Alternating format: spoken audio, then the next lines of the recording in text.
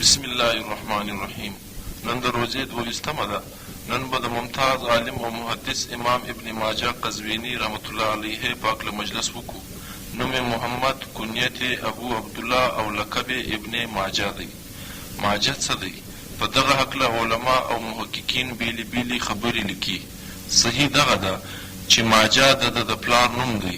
قزوین د ایران او عراق پر سرحد باندې د هغه وخت مشهوره ښار دی. قزوینی په هغه نسبت دی د ده تعلق چې له کومه دوره سره دی د هغه وخت د تعلیم او تعلم طریقه له اوسني وخته څخه جلا وه. هلته مدرسې نه وې. د هر علاقې عالمانو به درس ورکاوی او په زراو کسان به ورته ناست زده کړې به یې ځینې کولې. کوم چا چې به د علم طلب کاوی هغه پر یوه استاز باندې نه پاتې دی، بلکې هره خوا په استادانو پسې د علم په طلب باندې تللی. د ابتدایي څو صدیانو چې څومره لوی لوی محدث، مفسر او فقي تیر سوي دي، د ګردو د زده کړې طریقه دغه وه. یو سړي به له څو استادانو زده کړه کوله. په ښارو کې به پسې ګرځېدل. د اوس رنګ نه چې په یوه مدرسه کې داخله سي او 18 کاله پکې تیر کړي او هلته فارغ التحصیل سي.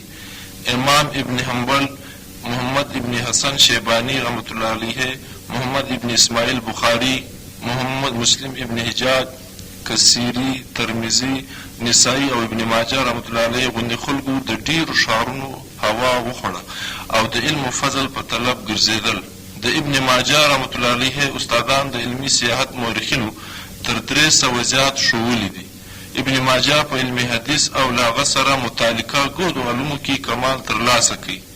20 کاله د خپل علاقې له علماو څخه د علم په حصول کې بوخت و او له دغه وروسته یې د اصفهان، آغاز، بغداد، بصره، اسکلان، کوفه، مدینه منوره، مکه مکرمه، نیشاپور او بلاد مصر سفر وکړي او علم یې حاصله کړي. د تذکره نګارانو په وینا ابن ماجه رحمت الله علیه 3 کتابونه ولیکل. یو په تفسیر کې، یو په تاریخ کې او یو په علمي حدیث کې. د اولو 2 کتابو صرف حوالې او تذکرې پیدا کېږي. البته د احادیثو چې کومه مجموعه د مرتب کا هغه نن په ګرده دنیا کې د سنن ابن ماجه په نامه سره مشهوره دی. دغه مجموعه ابن ماجه ته شهرت دوام وروبخښي. د احادیثو چې کوم 6 کتابونه مشهوره سو په هغو کې 6م دغه سنن ابن ماجه دی. په دغه کتاب کې 9 درس مرکزی عنوان دي چاته چې د کتاب نوم ورکړل سوی دی. مثلا کتاب الصلات، کتاب الزکات، کتاب الجهاد او داسې نور. 560 بابونه لري او د احادیثو شمیر یې 4341 دی. د دې څو ځانګړي خصوصیتونه دا دي: په سنن ابن ماجه کې څو داسې احادیث دي چې د حدیثو په نورو کتابو کې نسته. خاص خبره دا ده چې په دغه کې یو حدیث هم دوواري نسته. البته په بخاري او مسلم کې ډیر حدیثونه 2 واره راغلي دي.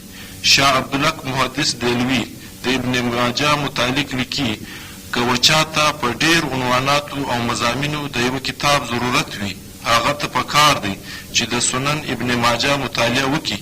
تر ګردو له مخه پر ابن ماجه باندې حافظ مغل تایی کار وکړي. د ده تعلق له 6 صدۍ هجري څخه دی.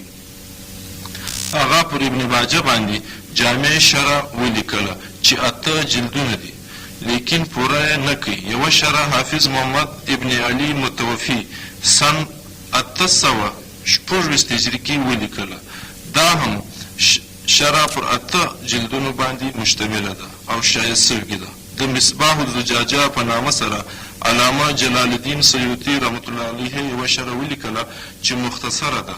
مولانا وحیدالزمان په اردو ژبه کې ترجمه که چې ډیره ښه نمونه ده او 2 واره شایع سوې ده. د ابن ماجه رحمت الله علیه د زوکړې نیټه 209 هجري او د مړینې نیټه یې 22 روزه کال 273 هجري ده. وما علینا الا البلاغ.